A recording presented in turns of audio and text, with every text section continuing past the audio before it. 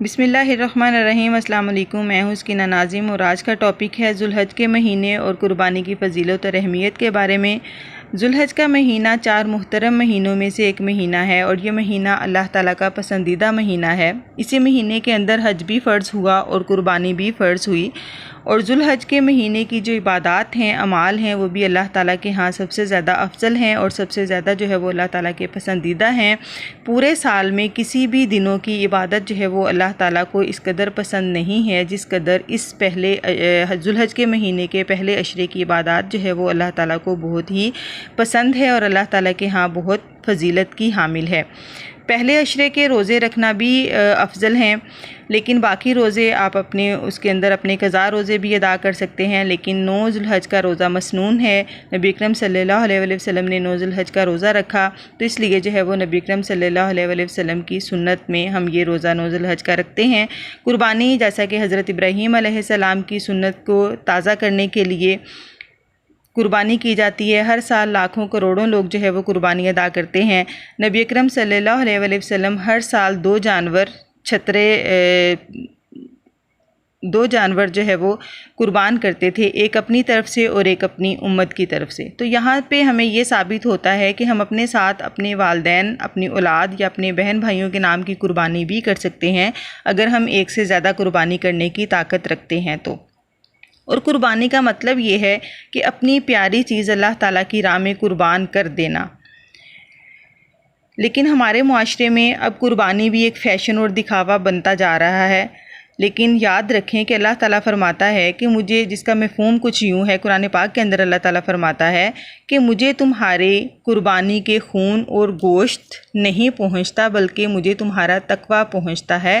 ہماری نیت اللہ تعالیٰ کو پہنچتی ہے کہ ہم کس نیت سے قربانی کر رہے ہیں۔ ایک شخص اگر 1 لاکھ روپے کا جانور لیتا ہے اور اس کا مقصد جو ہے وہ اپنی شان و شوکت ظاہر کرنا ہے، لوگوں کو دکھاوا کرنا ہے، اور ایک ایسا شخص جس نے 10-15 ہزار کا جو ہے وہ جانور لیا اور اس کی نیت خالصتاً اللہ تعالیٰ کی رضا ہے، اللہ تعالیٰ کی خوشنودی ہے اور سنت ابراہیمی کو ادا کرنا ہے، تو اس شخص کو اجر اور ثواب جو ہے وہ زیادہ ملے گا، جیسا کہ اعمال کا دار و مدار نیتوں پر ہے۔ تو ہمیں جتنی ہم طاقت رکھتے ہیں، ہماری نیت جو ہے وہ اللہ تعالیٰ کی خوشنودی ہونا چاہیے۔ اللہ تعالیٰ نے کہیں بھی یہ قربانی کے بارے میں یہ نہیں لکھا گیا کہ آپ کا جانور 1 لاکھ روپے کا ہونا چاہیے، 2 لاکھ کا ہونا چاہیے یا 10,000 کا ہونا چاہیے۔ اس سنت کی ادائیگی چونکہ اس کا تعلق مال اور دولت سے ہے، تو اس لیے جو شخص جتنی اس کی طاقت رکھتا ہے، جو استطاعت رکھتا ہے، اس کے مطابق وہ یہ فرض اور یہ سنت ادا کرتا ہے۔ تو اس لیے آپ اتنے پیسے لوگ جو ہے وہ قربانی کے جانور پہ خرچ کرتے ہیں، اور جب اس کے پیچھے ہماری نیت یہ ہو جاتی ہے کہ لوگوں کو دکھانا ہے، دکھاوا کرنا ہے، تو ہم اپنی نیکیاں ضائع کر دیتی ہیں۔ برائے کرم، برائے مہربانی اپنی نیکیاں ضائع مت کریں اور اپنی نیت کو صاف رکھیں۔ نیت جو ہے وہ اللہ تعالیٰ کی خوشنودی، اللہ تعالیٰ کی رضا ہونی چاہیے، سنت کی ادائیگی ہونی چاہیے۔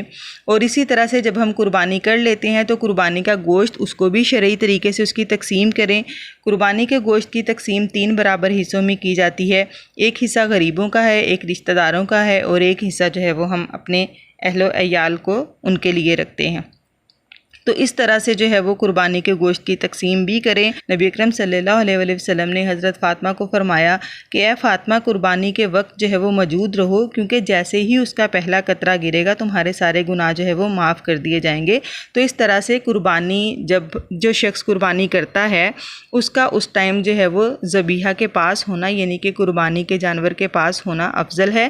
اور اسی طرح سے جو ہم قربانی کی اجرت دیتے ہیں ذبح کرنے والے کو، وہ قربانی کے گوشت میں سے نہیں ہونی چاہیے، بلکہ وہ الگ سے دینی چاہیے۔ تو اپنی نیت کو صاف رکھیں، جتنی آپ کے اندر طاقت ہے آپ اتنی قربانی کریں، اور اللہ تعالیٰ جو ہے وہ آپ کو اجر و ثواب جو ہے وہ اس سے بھی 2 گنا بڑھا کر دیتا ہے۔